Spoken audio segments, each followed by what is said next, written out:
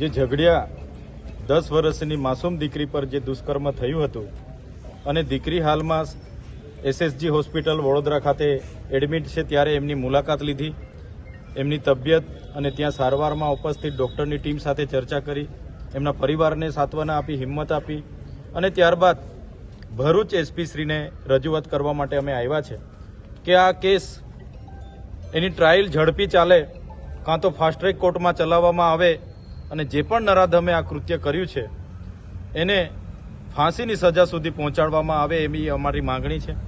એક એવો દાખલો બેસાડવામાં આવે કે જેના કારણે ગુજરાતમાં જે અવારનવાર આવા બનાવો બને છે, આવા રાક્ષસી કૃત્ય કરનારાઓ ઘણા અહીં ફરે છે, એમને પણ આવા રાક્ષસી કૃત્ય કરવાની હિંમત ન થાય એટલા દાખલા બેસાડવામાં આવે એવી અમારી માંગણી છે.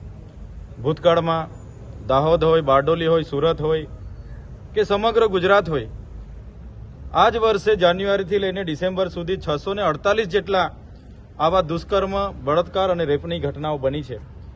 ત્યારે ક્યારેક ન્યાયમાં ઘણું મોડું થતું હોય છે, એટલા માટે પરિવાર, એમના કુટુંબીજનો કે બધા ન્યાયની અપેક્ષા રાખતા હોય છે. ત્યારે અમે આજે ભરૂચ એસપી શ્રી અને એમના તપાસ અધિકારી શ્રી ડીવાયએસપી પટેલ સાહેબને અમે કીધું છે કે ટ્રાયલ ઝડપી ચલાવવામાં આવે, ફાસ્ટ ટ્રેક કોર્ટમાં ચલાવવામાં આવે અને મહિના 2 મહિનામાં આ નરાધમને ફાંસી ચડાવવામાં આવે, એ જ રજૂઆત સાથે અમે આજે એસપી કચેરી પહોંચ્યા છે. ચૈતરભાઈ, અત્યારે અમિત શાહે જે ટિપ્પણી કરેલી છે આંબેડકરને લઈને શું કહેશો?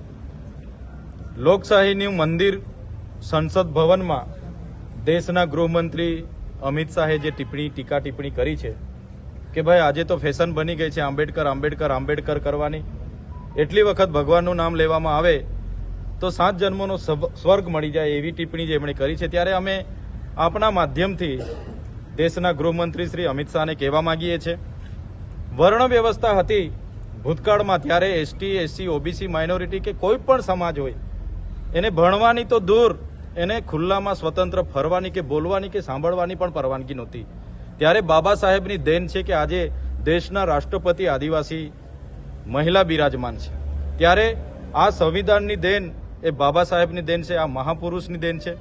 ત્યારે એમના મુખે જે બાબા સાહેબનું અપમાન કર્યું છે અમે ક્યારે સહવાના નથી.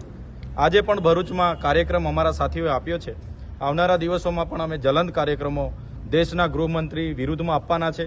અમારી માંગણી છે દેશના ગૃહમંત્રી પદ પરથી રાજીનામું આપે અને જે એમણે ટીકા બાબા સાહેબ નામજોગ કરી છે એ બદલ સમગ્ર દેશવાસીઓની જાહેરમાં માફી માગે.